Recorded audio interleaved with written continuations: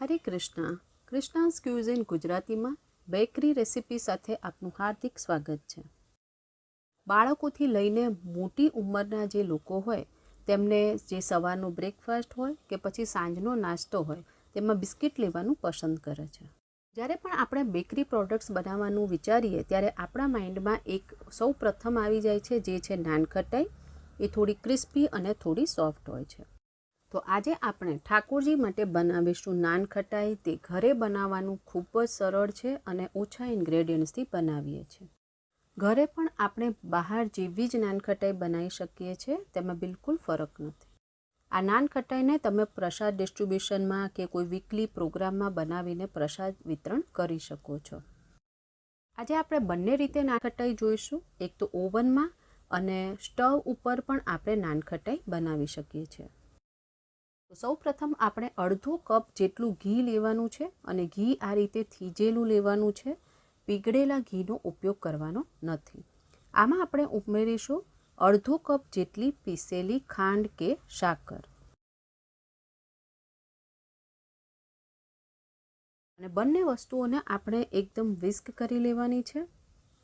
તેમાં બિલકુલ ગાંઠા ના રહેવા જોઈએ અને એ મિશ્રણ એકદમ ફ્લફી અને વ્હાઈટ કલરનું થઈ જાય ત્યાં સુધી આપણે એને ફેંટી લેવાનું છે.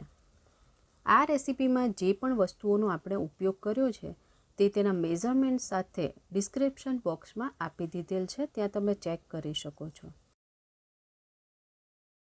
અહીંયા તમે જોઈ શકો છો કે એનો કલર ચેન્જ થઈ રહ્યો છે. અહીંયા 7 થી 8 મિનિટ થઈ ગઈ છે. મિશ્રણ તૈયાર છે. તમે હેન્ડ બ્લેન્ડરની મદદથી પણ કરી શકો છો. તેના ઉપર આ રીતે આપણે સ્ટ્રેનર મૂકી દઈએ. તેમાં આપણે નાખીશું 1 કપ જેટલો મેદો અને આ રીતે ચાળી લેવાનું છે.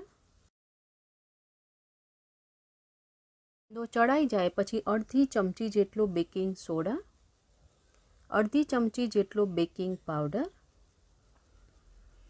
અડધો કપ જેટલું બેસન કે ચણાનો લોટ,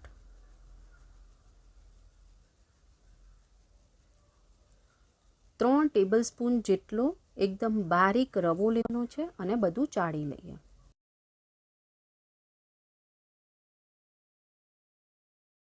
એક ચમચી જેટલો ઇલાયચીનો પાવડર અને ચપટી મીઠું નાખવાનું છે. હવે આ બધું આપણે ચમચીની મદદથી થોડું થોડું મિક્સ કરી લઈશું. અગર આપણે હાથથી મિક્સ કરવા જઈશું તો ઘી બધું આપણા હાથ ઉપર ચોંટી જશે. તેથી આપણે શરૂઆતમાં ચમચી વડે મિક્સ કરી લેવાનું છે.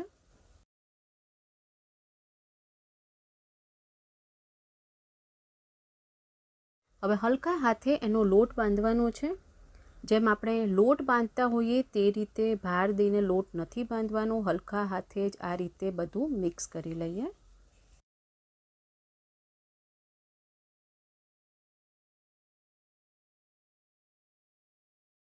બધું મિક્સ થઈ ગયું છે.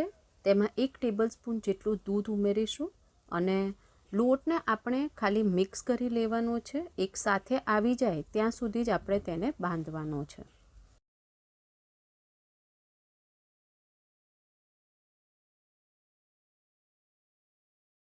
તો અહીંયા આપણે 2 ટેબલસ્પૂન જેટલા દૂધનો ઉપયોગ કર્યો છે અને લોટ બિલકુલ તૈયાર છે.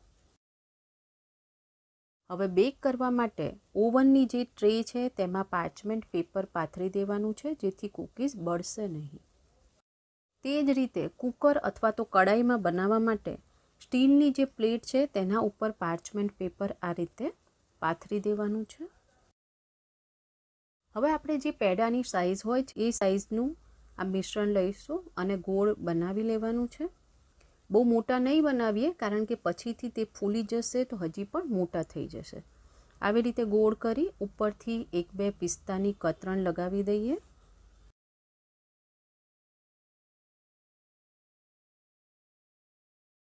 આ રીતે બધા જ કૂકીઝને આપણે શેપ આપી દેવાનું છે.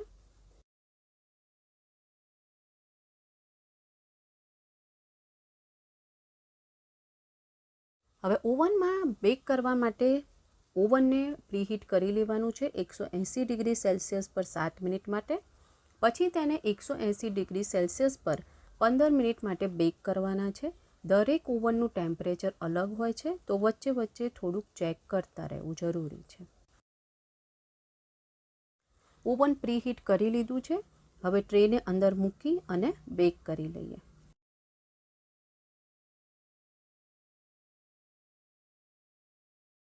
એ જ રીતે કડાઈમાં જ્યારે આપણે બનાવીએ છીએ ત્યારે પણ એને લો ફ્લેમ પર 10 મિનિટ માટે કડાઈને આપણે પ્રીહીટ કરી લીધી છે.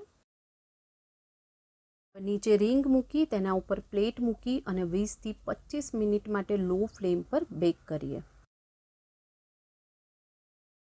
અહીંયા 15 મિનિટ થઈ ગઈ છે. ઓવન બંધ કરી દઈએ. તમે જોઈ શકો છો બિલકુલ તૈયાર છે. નાનખટાઈ જે છે એ ખૂબ જ ગરમ છે, તો એને પહેલાં ઠંડી કરી લેવાની, પછી જ એને હાથ લગાવવો. અહીંયા પણ 25 મિનિટ થઈ ગઈ છે. નાનખટાઈ આપણે જોઈ લઈએ, બિલકુલ તૈયાર છે. બહાર કાઢી અને પ્લેટને બિલકુલ ઠંડી કરી લેવાની છે નાનખટાઈ. હવે આ નાનખટાઈ અડધી કલાક પછી ઠંડી થઈ ગઈ છે. તમે તેનું ટેક્સચર જોઈ શકો છો. ખૂબ જ સરસ નાનખટાઈ બનીને તૈયાર છે. જો તમારી પાસે ઓવન ના હોય તો આ રીતે કડાઈમાં પણ તમે ઠાકોરજી માટે નાનખટાઈ બનાવી શકો છો અને આ નાનખટાઈને તમે 1 મહિના સુધી સ્ટોર કરી શકો છો. અને આ જ મેઝરમેન્ટથી તમે 20 જેટલી નાનખટાઈ બનાવી શકો છો. તુલસીપત્ર પધરાવીને ઠાકોરજીને ભોગ અર્પણ કરીએ. ઠાકોરજીને ભોગ લગાવી દીધેલ છે. રેસીપી પસંદ આવી હોય તો બનાવીને ઠાકોરજીને ભોગ અર્પણ કરવો અને પ્રસાદના રૂપમાં ગ્રહણ કરવી. ભોગ લગાવી દીધા પછી તમે જોઈ શકો છો કે નાનખટાઈ જે છે એકદમ ક્રિસ્પી છે અને અંદરથી થોડી સોફ્ટ પણ બનેલી છે. જો તમને પ્રસાદની રેસિપીઝ પસંદ આવતી હોય તો લાઇક, શેર, સબસ્ક્રાઈબ કરો અને બાજુમાં આપેલ બેલ આઇકોન પર ક્લિક કરો, જેથી પ્રસાદની રેસિપીઝ તમને મળતી રહે. હંમેશા જપીએ હરે કૃષ્ણ, કૃષ્ણ કૃષ્ણ હરે હરે, હરે રામ રામ, રામ રામ હરે હરે.